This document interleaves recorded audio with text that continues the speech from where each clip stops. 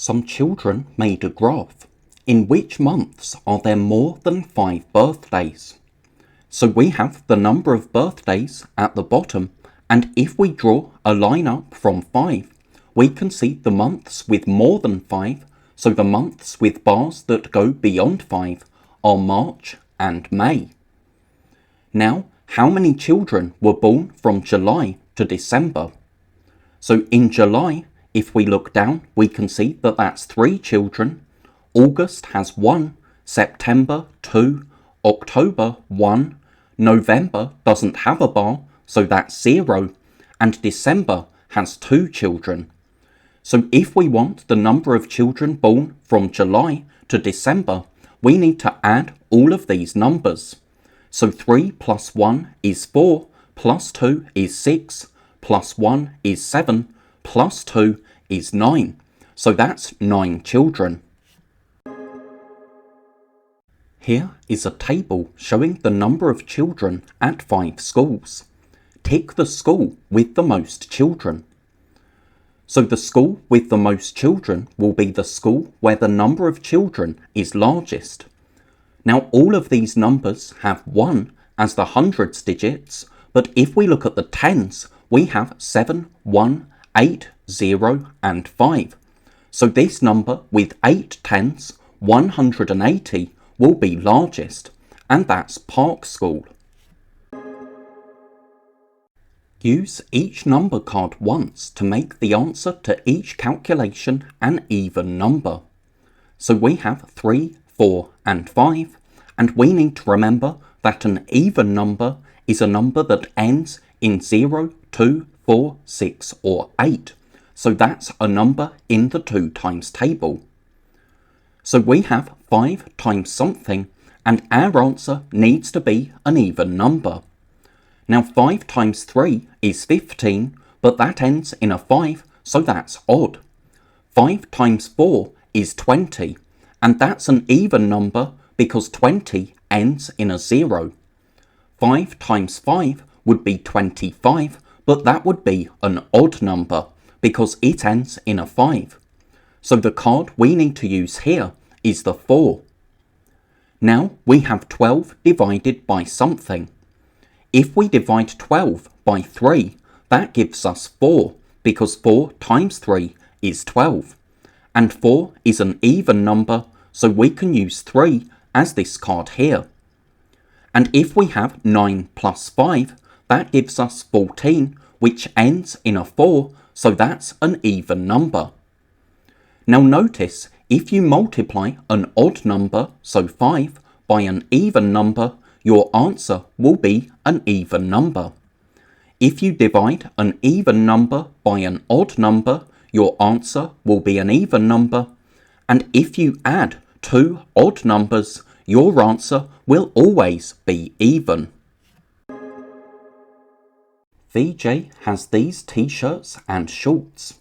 He can choose which t-shirt and shorts to wear. Complete the table to show all the different ways. One has been done for you. So he could wear the red t-shirt with the blue shorts, so that's RB. He could also wear the red t-shirt and the red shorts, so that's RR.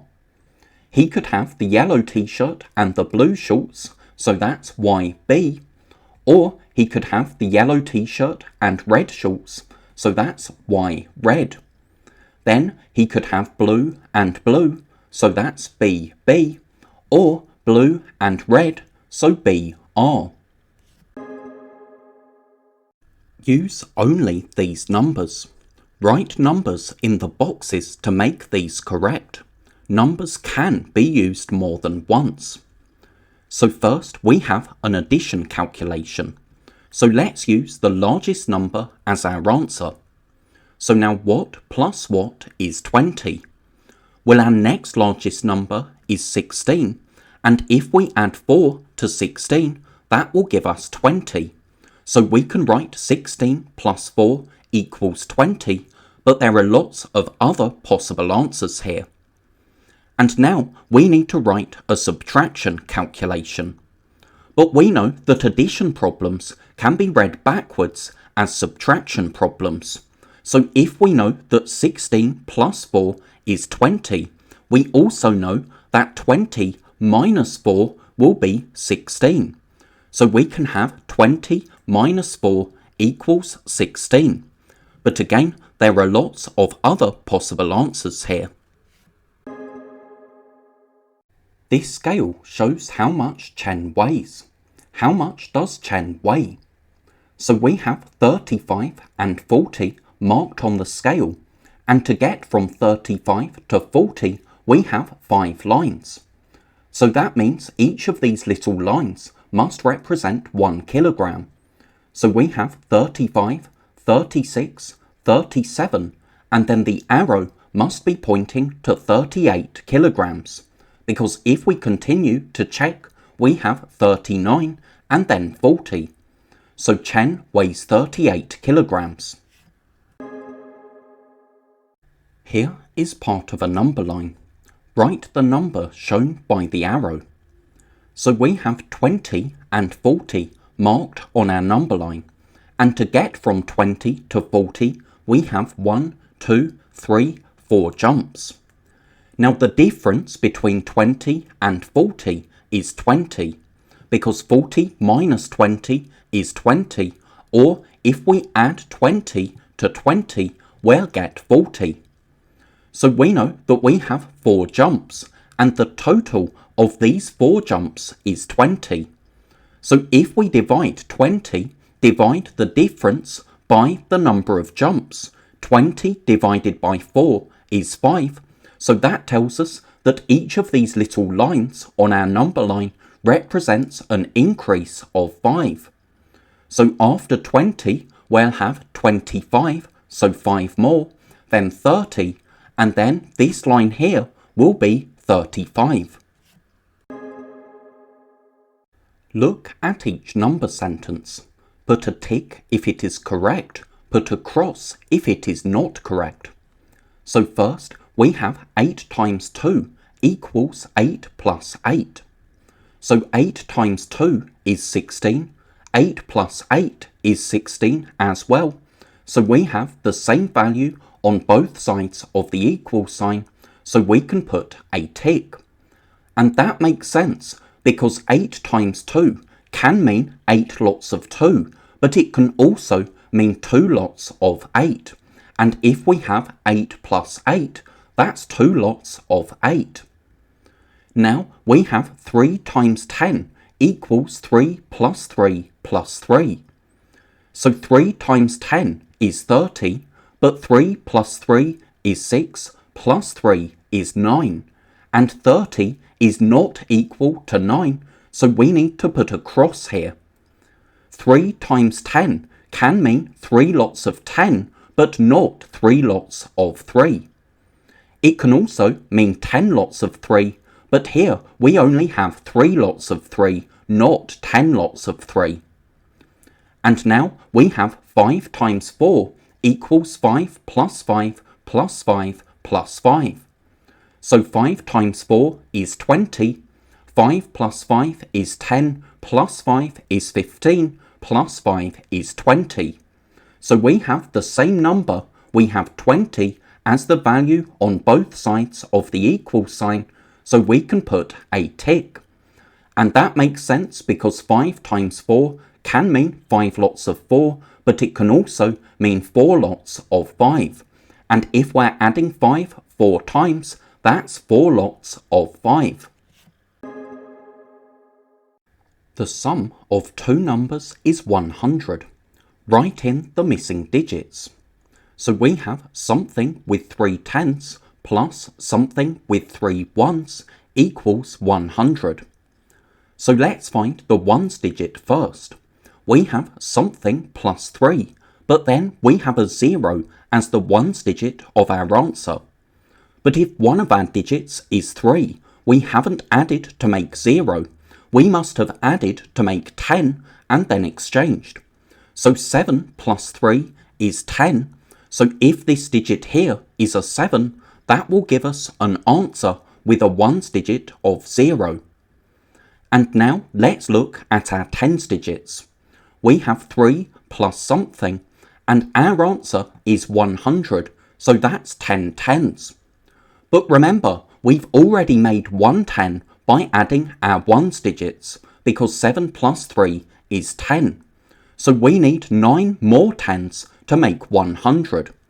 So 3 tens plus 6 tens makes 9 tens, and then we get our 10th 10, so we get to 100 by adding our ones digits.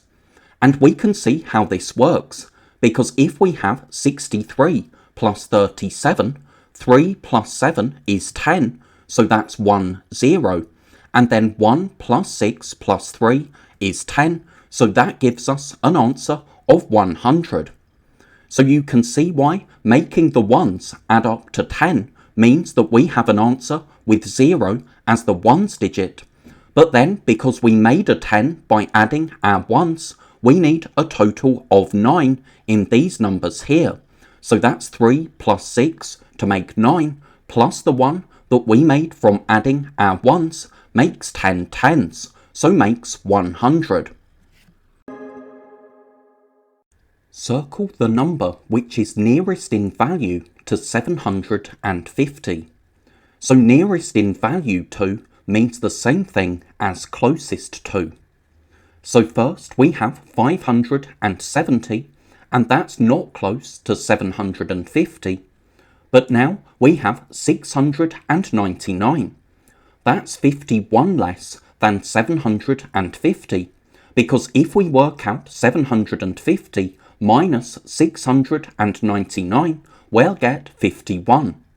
Or we could think from 699 we need one more to get to 700, and then 51 more to get to 750.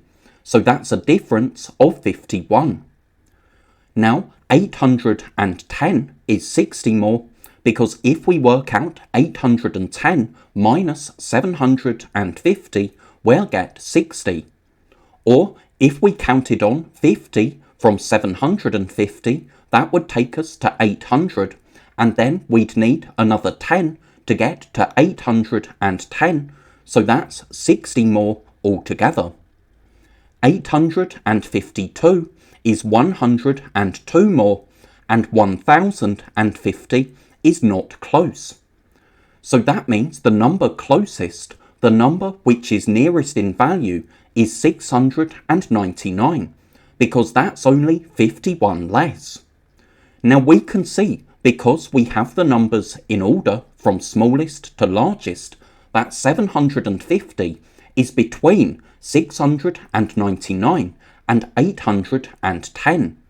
But it's closer to 699, because that's only 51 less, but 810 is 60 more. So our answer is 699.